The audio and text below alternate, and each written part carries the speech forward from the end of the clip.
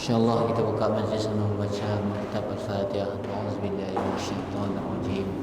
Bismillahirrahmanirrahim. Alhamdulillahirabbil alamin. Arrahmanirrahim. Maliki yaumiddin.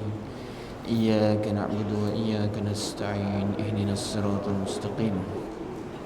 Siratal ladzina an'amta 'alaihim ghairil maghdubi 'alaihim waladdallin. Amin.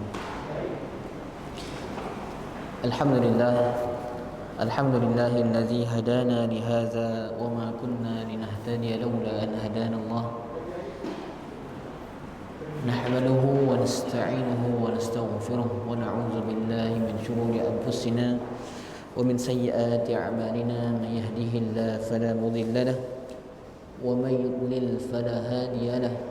Wa nashhadu an la ilaha illallah wa ashhadu anna Muhammadan 'abduhu wa rasuluh. Rabbi ishrah li sadri wa yassir li amri wahlul 'uqdatam min lisani yafqahu qawli. Rabbi zidna 'ilman warzuqna fahman. Alhamdulillah, pertamanya kita bersyukur kepada Allah Subhanahu wa taala. Syukur yang tidak terhingga atas segala nikmat yang Allah Subhanahu wa taala berikan. Nikmat iman, nikmat Islam, nikmat panjang umur. Allah panjangkan umur kita sampai pada tahun 1443 Hijrah. Tambah satu tahun, bertambah setahun lagi. Allah panjangkan umur. Dengan Allah panjangkan umur, berarti ada dua. Allah beri peluang untuk kita menambah bekalan amal. Kemudian yang kedua, Allah beri peluang untuk kita bertaubat di atas segala dosa dan kesalahan yang lalu.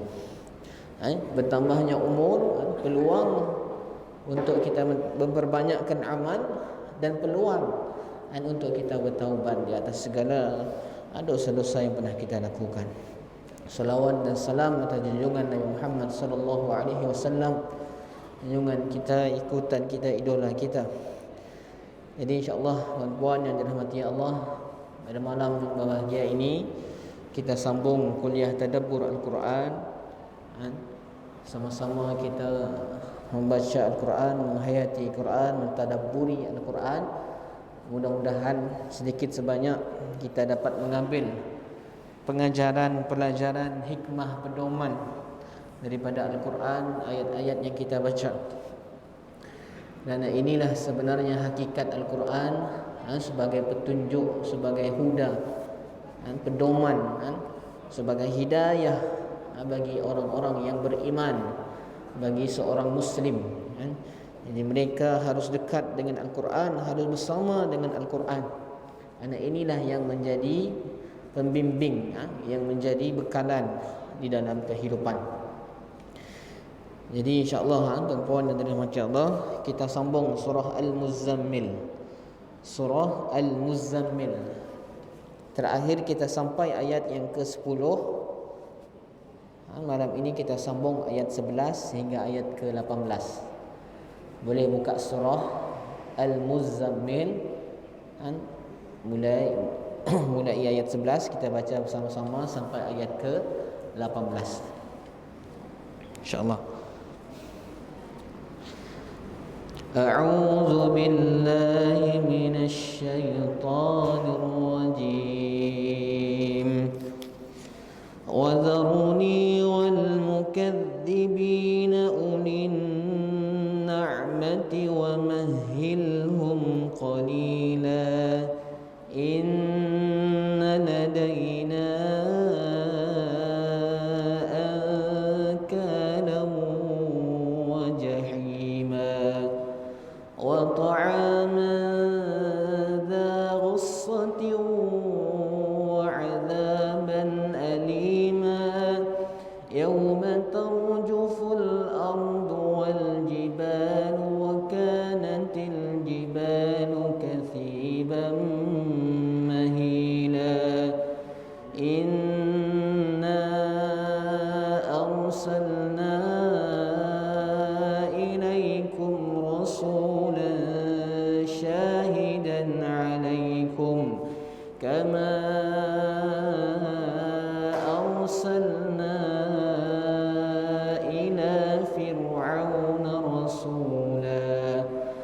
فعصى فرعون الرسول فأخذناه أخذا وبيلا فكيف تتقون إن كفرتم يوما يجعل الولدان شيبا السماء منفطر به كان وعده مفعولا صدق الله العظيم. صدق الله العظيم. Minggu yang lalu kita dah bahas bahagian pertama surah Al-Muzammil, yang mana di bahagian awal surah Al-Muzammil ini ada perintah Allah Subhanahu wa taala kepada Nabi Muhammad sallallahu alaihi wasallam untuk laksanakan solat malam, untuk melaksanakan solat malam. Dan Allah beritahu sebab apa dilaksanakan solat malam, kerana solat di malam hari itulah solat yang memberi kesan terhadap jiwa, yang memberikan pengaruh yang lebih kuat berbanding di masa-masa yang lain. Yang mana kamu Muhammad, Allah sebut di waktu siang hari sibuk dengan bermacam-macam urusan,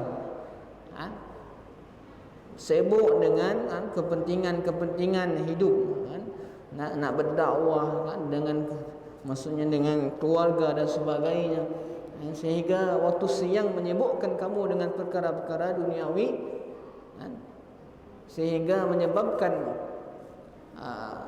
untuk fokus beribadah di waktu siang itu kurang sempurna, kurang berkesan. Oleh itu di malam hari itulah waktu yang sangat berkesan, sangat berpengaruh untuk melaksanakan qiyam, melaksanakan solat. Kemudian Allah sebut mengapa Nabi SAW disuruh solat, disuruh solat malam, disuruh berlama-lama solat malam. Kerana Allah menurunkan suatu wahyu yang berat kepada Nabi. Allah akan menurunkan sesuatu wahyu yang berat kepada Nabi. Kita dah bahas yang maksud dengan berat ni apa, apa yang dimaksudkan dengan berat, kita dah bahas minggu yang lalu. Jadi Nabi SAW disuruh mempersiapkan dirinya, jiwanya, untuk menghadapi kaum musyrikin, untuk menghadapi orang-orang Quraisy, dan untuk menyampaikan Al-Quran yang berat itu disuruh Nabi SAW melakukan solat malam. Kemudian di akhir bahagian yang pertama, Nabi SAW disuruh oleh Allah Subhanahu wa taala untuk bersabar. Wasbir nafs, wasbir ala ma yaqulun. Bersabarlah di atas apapun yang mereka sebutkan, apapun yang mereka katakan. Allah suruh Nabi Muhammad SAW bersabar. Sehingga sampai kepada ayat yang malam ini kita akan bahaskan, ayat yang ke-11. Allah Subhanahu wa taala berfirman, "Wa zarni wal mukazzibina ulin ni'mati wa mahilhum qalila."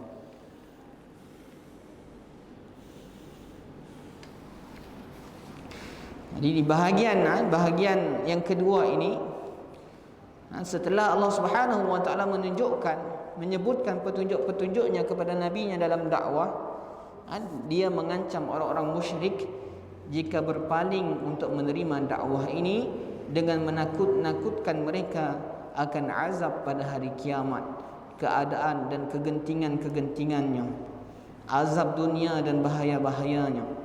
Kemudian Allah kembali menyifati azab akhirat dengan menakut-nakutkan mereka kerana kedahsyatan yang dapat membuat anak-anak beruban dan meretakkan langit. Ini bahagian yang kedua. Jadi ayat yang pertama, ayat yang ke-11, Allah sebut, Allah berfirman, "Wa dharni," dan biarkanlah aku yang bertindak wal mukadzibina ulil na'mati wa mahilhum qalila, terhadap orang-orang yang mendustakan yang memiliki segala kenikmatan hidup, dan berilah mereka penangguhan sebentar. Dan Allah mengancam Anda berjanji kepada orang-orang kafir Mekah dan yang lainnya, Dialah yang maha agung, yang tidak ada sesuatu pun yang boleh menghadapi murkanya Allah Subhanahu wa ta'ala. Jadi Allah Subhanahu wa ta'ala seolah-olah sebut kepada Nabi, wahai Rasul, wahai Nabi, wazarni, biar sidaknya dengan aku. Nabi itu mendapat gangguan dakwahnya, bermacam-macam gangguan, bermacam-macam hinaan, bermacam-macam celaan yang Nabi SAW dapatkan daripada kaum kafir Quraisy, daripada orang-orang musyrikin Mekah. Dan Allah Subhanahu wa ta'ala sebutkan kepada mereka, yang pertama Allah suruh Nabi sabar.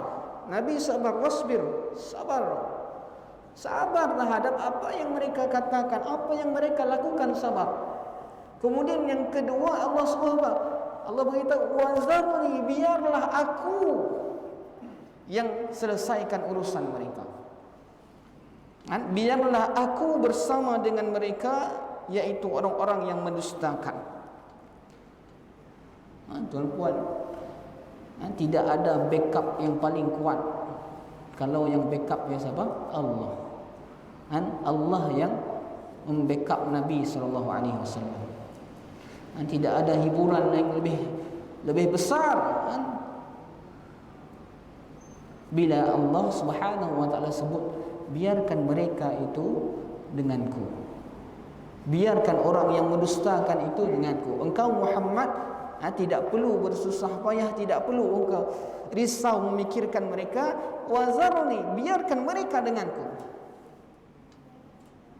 Seolah-olah Allah suruh Nabi, fokus dakwahmu, sampaikan dakwahmu, sampaikan dakwahmu kepada orang yang mahu menerima. Orang yang menentang, orang yang mendustakanmu, biarkan dia denganku. Wazarni wal mukadzibin, yang memiliki segala kenikmatan hidup, yang berfoya-foya serta mempunyai banyak harta, dan berilah mereka penangguhan sebentar.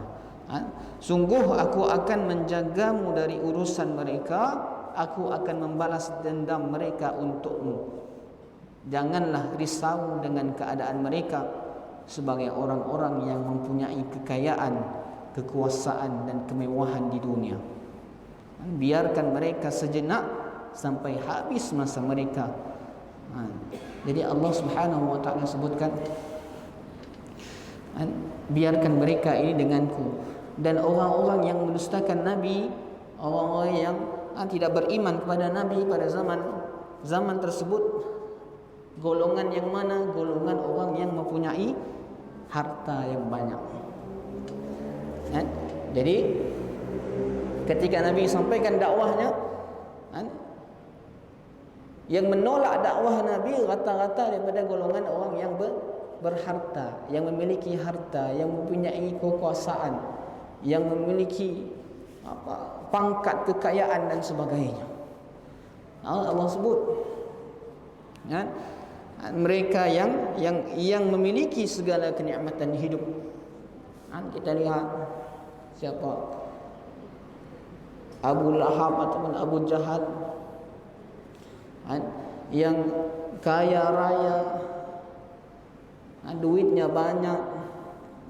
Abu Lahab ya, kalau ketika musim hajinya beri makan orang-orang yang datang ke Mekah untuk laksanakan haji, maksudnya yang datang ke Mekah untuk mengunjungi Kaabah, nya beri makan kepada semua yang datang. Nak maksud berapa banyak harta yang dimiliki oleh. Kemudian banyaknya pula anak-anak, dan anak-anaknya pula ramai laki-laki. Menjadi satu kebanggaan bagi mereka, sudahlah mempunyai harta yang banyak, anak yang banyak, anaknya pula laki-laki banyak. Oleh itu Allah sebut yang memiliki segala kenikmatan hidup. Tetapi mereka menolak dakwah Nabi. Oleh itu biasanya orang yang serba cukup ini merasa seolah-olah tidak perlukan terhadap apapun, sebab dia dah rasa selesa hidupnya, sudah rasa senang hidupnya. Oleh itu Allah uji sebenarnya ujian yang lebih berat kalau Allah uji dengan kesenangan, kenikmatan, kekayaan. Kalau Allah uji dengan kemiskinan, manusia itu senang nak ingat Allah, senangnya nak memohon pertolongan dengan Allah. Wahai Tuhan, aku dah apa-apa mohon. Tapi kalau Allah uji manusia dengan kekayaan, harta yang banyak dan sebagainya, yang kenikmatan semuanya yang dia dah punya, itu lebih berat ujiannya. Dan oleh itu pada zaman Nabi, yang tidak mengikuti dakwah Nabi siapa? Mereka yang memiliki segala apa bentuk kenikmatan yang ada ketika itu.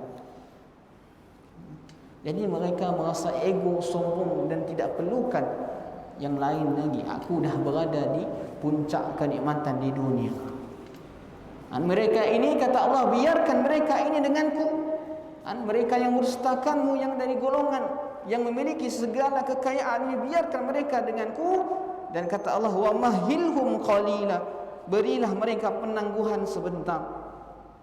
Maksudnya Allah biarkan mereka bersenang lenang di dunia sebentar, sehingga nanti sampai masanya Allah tarik semuanya.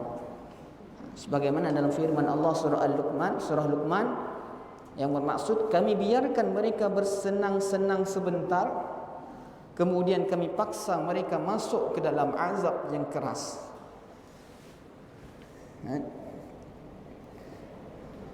Dalam surah Al-Ma'arij yang pernah kita bahas, orang-orang yang memiliki kenikmatan yang hidupnya selesa, tapi dia jauh daripada Allah Subhanahu wa taala.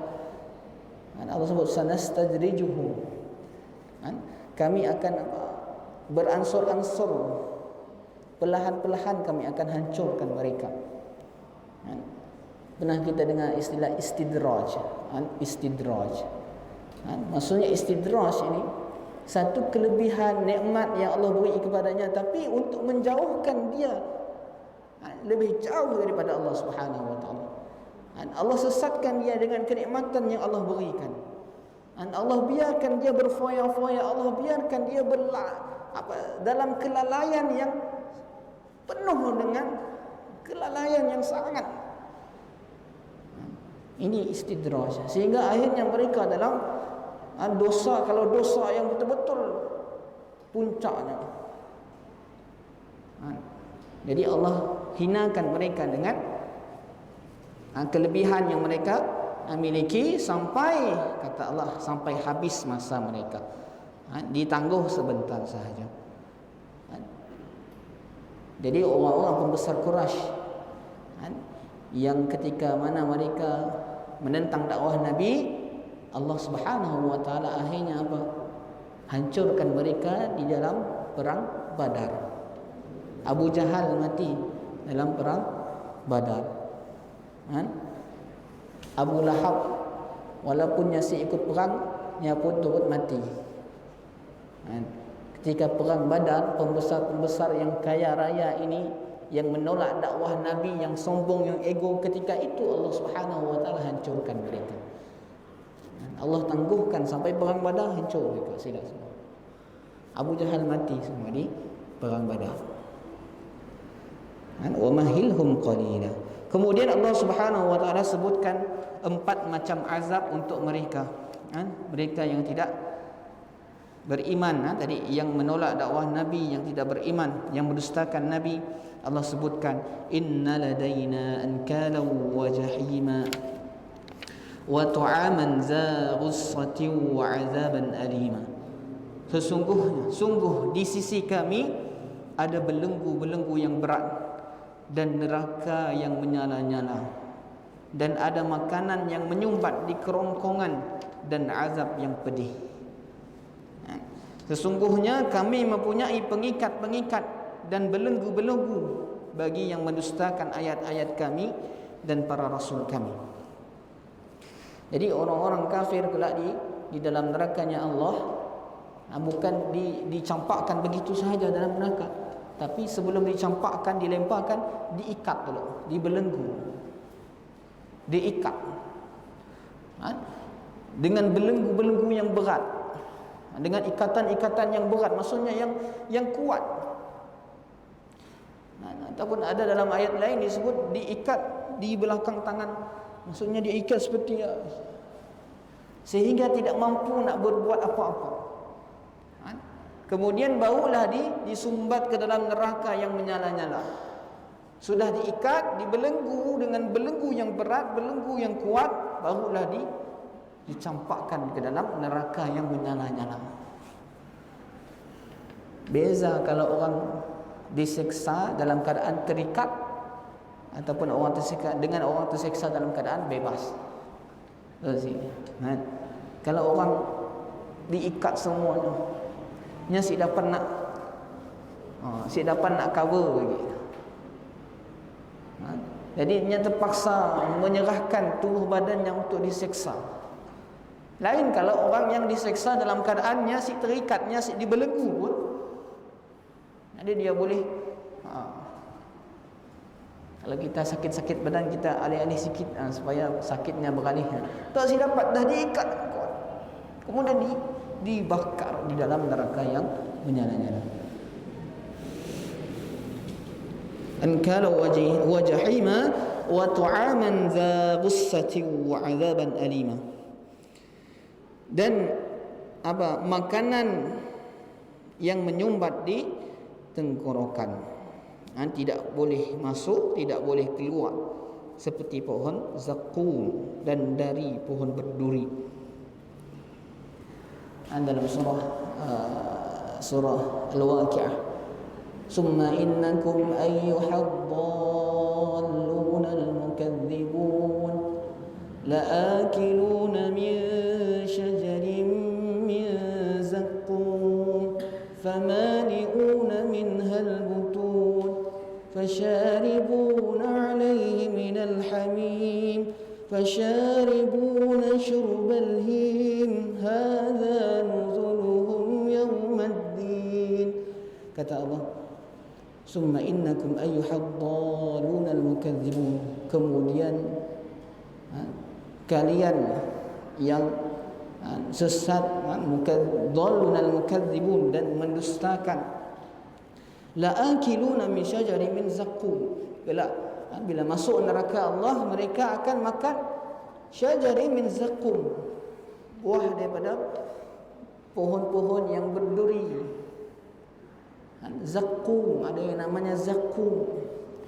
Jadi digambarkan dimasuk makan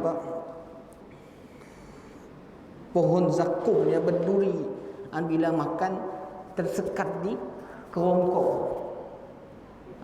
Kita dapat nak bayangkan, kalau kita bayang pun teruk macam mana pun kita bayangkan, neraka itu lebih teruk berkali-kali lipat daripada apa yang kita bayangkan. Sebab neraka ini, akhirat ini tidak sampai oleh pemikiran kita, penglihatan kita. Famali'una minhal butun, kata Allah. Disuruh makan pohon zakum, kemudian dibenahkan. Famali'una minhal butun, dimakan, kita dipaksa makan sampai perut kita penuh dengan pohon zakum tersebut. Fasharibuna 'alaihi minal hamim, dan kemudian ketika penuh perut sampai ke kerongkongan, sampai ke kerongkong kita, sehingga kita nak bernafas pun susah, kita nak apa pun susah, disuruh minum. Ketika itu kita nak cari minum. Sama kalau kita tercekik apa-apa, kita nak cari minum, betul? Di dunia kalau kita makan tercekik, kita nak cari minum supaya hilang yang tersekat. Jadi penghuni neraka, famali'una minhal butun, sudah dipenuhkan perutnya dengan zakum tadi, disuruh minum. Fasharibuna 'alaihi minal hamim, minum daripada air nanah yang mendidih. Fasharibuna syurbal him, dan dia minum seumpama unta yang minum. Kita tahu kalau unta tak jumpa airnya akan minum macam ni, kelojohnya minum. Sebab unta biasanya nyimpan air banyak-banyak, tapi sekalinya jumpa airnya akan minum sekuat tenaganya sebagai bekalan perjalanan yang panjang. Jadi penghuni neraka disuruh minum air nanah yang mendidih tadi, diminum, dipaksa minum sebagaimana unta yang minum dengan rakusnya tadi. Fasharibuna alaihim fasharibuna syurbal him hadza nuzuluhum yaumiddin. Itulah pembalasan di hari pembalasan, itulah yang mereka dapatkan di hari pembalasan. Itu dalam surah Waqiah. Jadi kata ulama itu baru siksaan mukaddimah masuk neraka. Kalau kita pergi ke rumah orang, kita ada mukaddimah sebelum makan besarnya, beri dulu makan apa? Makan biskut, makan kuih. Mukaddimah sebelum kita makan. Apa lagi? Di belakangnya ada nasi ayam, nasi biryani dan sebagainya. Ini beri makan kuih dulu, mukaddimah dulu. Para ulama bila beritahu siksaan zakumnya, siksaan pertama sebelum kelak mendapat siksa yang lebih berat di dalam neraka. Na'udzubillahi min zalik. Dahsyatnya, sangat pedih. Nanti dapat kita nak bayangkan, terlalu kita sebut macam tu pun dah terlalu menakutkan, terlalu pedih. Padahal hakikatnya memang lebih lagi, lebih dahsyat lagi. Juga macam lain dari azab yang sangat pedih yang tidak boleh diketahui hakikatnya kecuali oleh Allah Subhanahu wa taala. Firman Allah wa azaban dalam bentuk nakirah menunjukkan bahawa azab ini adalah lebih besar daripada yang disebutkan dan lebih sempurna. Maksudnya dahsyat, sangat dahsyat azab yang Allah kenakan kepada orang-orang yang kafir. Kemudian setelah menyifati azab, Allah Subhanahu wa taala mengabarkan waktunya bilakah hal ini akan terjadi. Allah Subhanahu wa taala berfirman, "Yauma tarjuful ardu wal jibal wa kanatil jibalu kasiban mahila." Ingatlah pada hari ketika bumi dan gunung-gunung berguncang keras dan menjadilah gunung-gunung itu seperti longgokan pasir yang dicurahkan. Sesungguhnya azab yang dengan azab itu orang-orang kafir disiksa adalah pada hari di mana bumi dan gunung bergetar dan menggoyangkan orang-orang di atasnya. Gunung-gunung menjadi seperti pasir yang berterbangan, yakni pasir yang terkumpul mencair, yang mana manusia dan haiwan boleh mengalir di dalamnya. Jadi Allah jadikan ketika hari kiamat gunung-gunung yang keras Allah jadikan seperti pasir yang longgokan pasir. Maksudnya kita pijak atas longgokan pasirnya, kita boleh macam tanah jerulus, maksudnya kita boleh mengalir, kita boleh terserap dalamnya. Lemahnya, maksudnya daripada gunung yang keras tadi Allah jadikan pasir yang lembut. Tidak ada, kemudian setelah itu dihancurkan, kemudian berhamburan dan tidak ada yang tersisa sama sekali. Kemudian setelah menakut-nakutkan penduduk Mekah dan sebagainya dengan kegentingan pada hari kiamat, Allah mengancam dan menakutkan mereka dengan kegentingan dunia yang dihadapi oleh umat-umat yang mendustakan agama sebelumnya. Allah Subhanahu wa taala berfirman, ayat yang ke-15, "Inna arsalna ilaikum rasula syahidan 'alaikum kama arsalna ila fir'auna rasula fa'asa fir'aunur rasul fa'akhadnahu akhzan wabila." Kata Allah, sesungguhnya kami telah mengutus seorang rasul, yaitu Muhammad, kepada kamu yang menjadi saksi terhadapmu, sebagaimana kami telah mengutus seorang rasul kepada Fir'aun. Namun Fir'aun mendurhakai rasul itu, maka kami siksa dia dengan siksaan yang berat. Allah menyuruh orang-orang kafir Quraisy ataupun tetapi yang dimaksud di sini adalah seluruh manusia.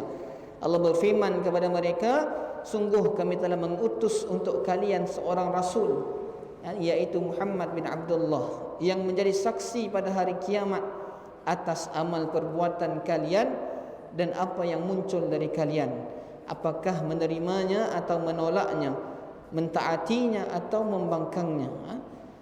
Sebagaimana kami mengutus Musa alaihissalam kepada orang yang sombong Fir'aun, lalu mengajak Fir'aun ke jalan hak dan iman, lalu Fir'aun membangkang pada rasul yang diutus itu.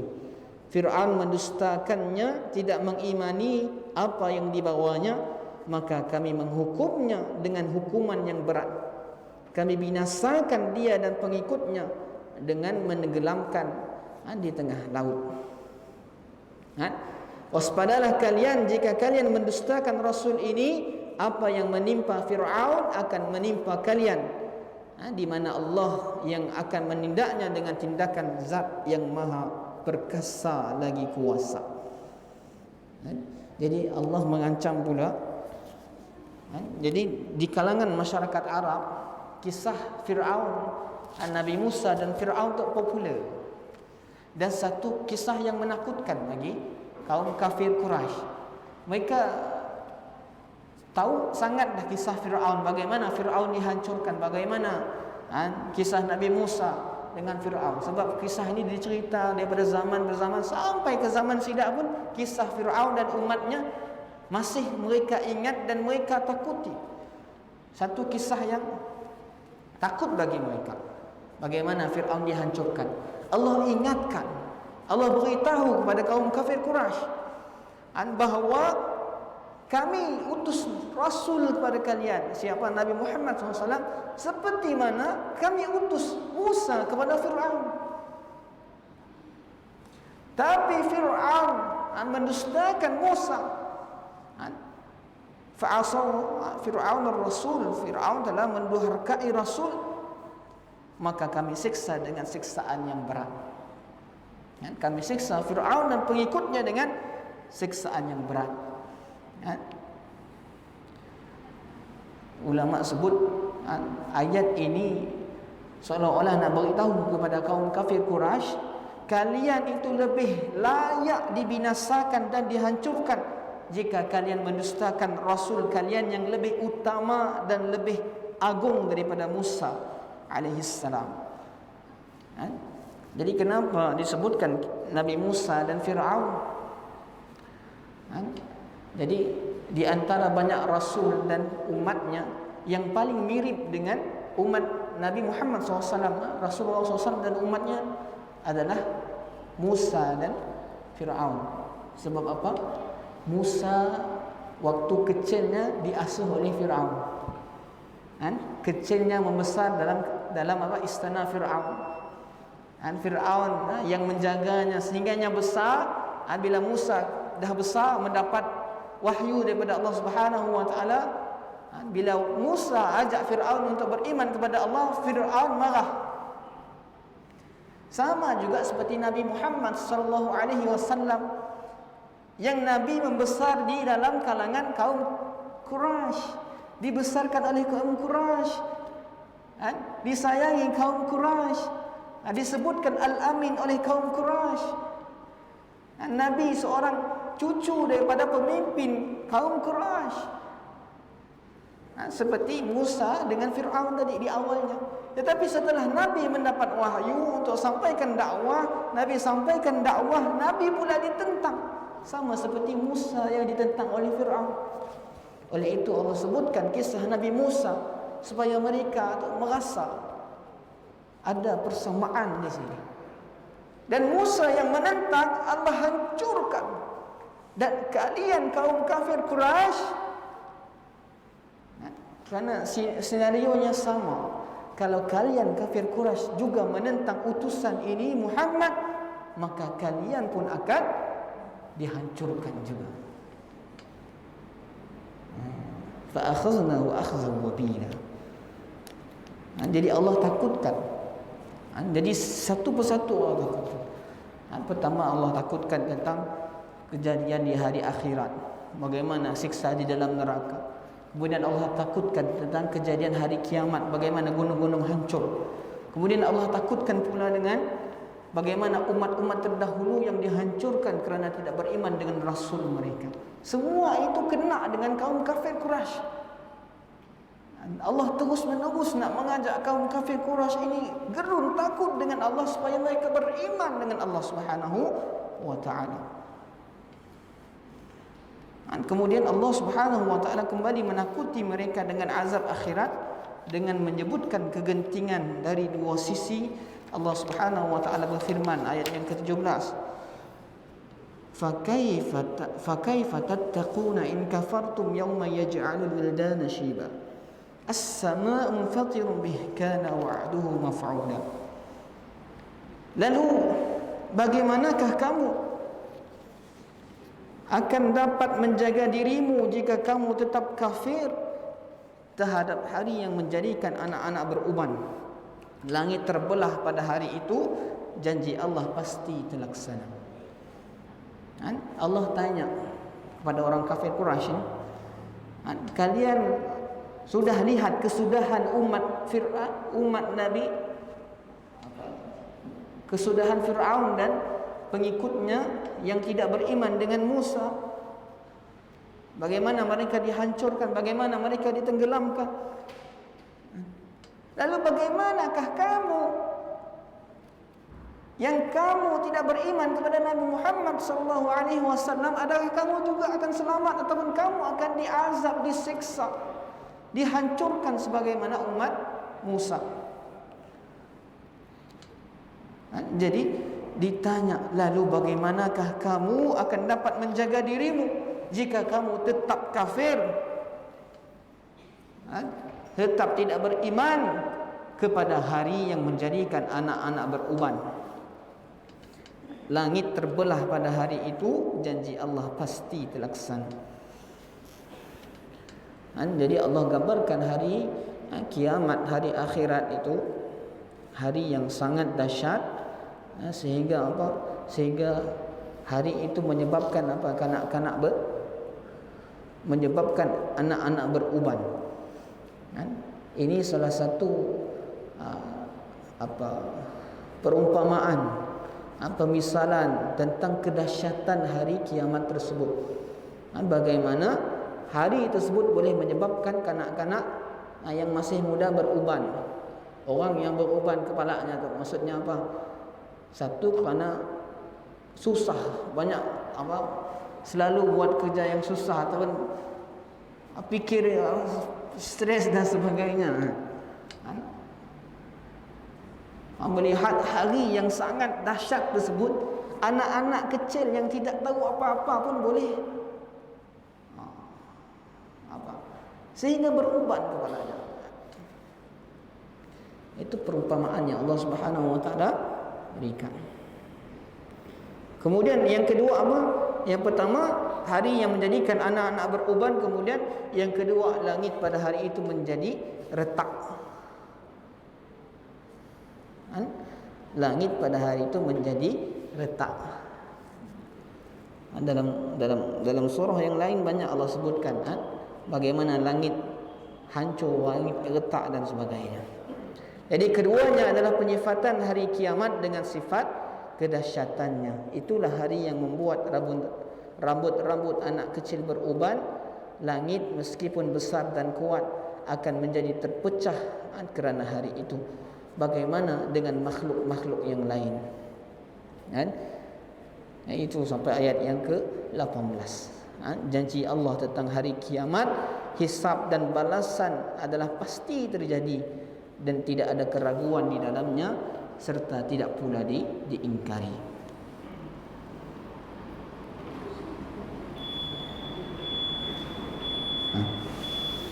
Jadi sampai ayat yang ke-18, bagaimana Allah Subhanahu wa taala terus menerus mengancam dan menakut-nakutkan orang-orang kafir Quraisy yang tidak mahu beriman, yang tidak mahu mengikuti ajaran dakwah Nabi sallallahu alaihi wasallam.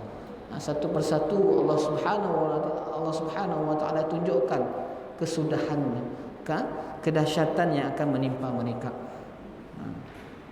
Jadi Allahu alam, bila kita melihat ayat seperti ini, kita boleh, maksudnya kita bayangkan juga ayat ini turun untuk menjadi pengajaran, pedoman untuk diriku. Bila Allah sebut tentang hari kiamat, walaupun tentang neraka, walaupun untuk orang-orang yang kafir, kita harus takut, merasa takut, seandainya kita, maksudnya nauzubillahi min zalik, ada seksa sedemikian rupa.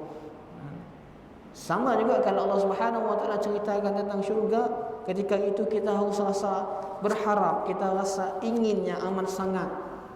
Begitu ketika kita berinteraksi dengan Al-Quranul Karim. Bila diceritakan tentang neraka, Allah takut. Bahkan Nabi SAW bila sampai kepada ayat-ayat yang seperti ini, membacanya sambil menangis, menitiskan air mata kerana takut tentang dahsyatnya kejadian hari kiamat. Jadi wallahu a'lam, aku qauli hadza wa astaghfirullah li wa lakum, wallahu ghafurur rahim. Mudah-mudahan ada manfaat yang dapat kita ambil, yang baik datang pada Allah Subhanahu wa taala. Yang lemah kurang saya mohon ampun dan maaf.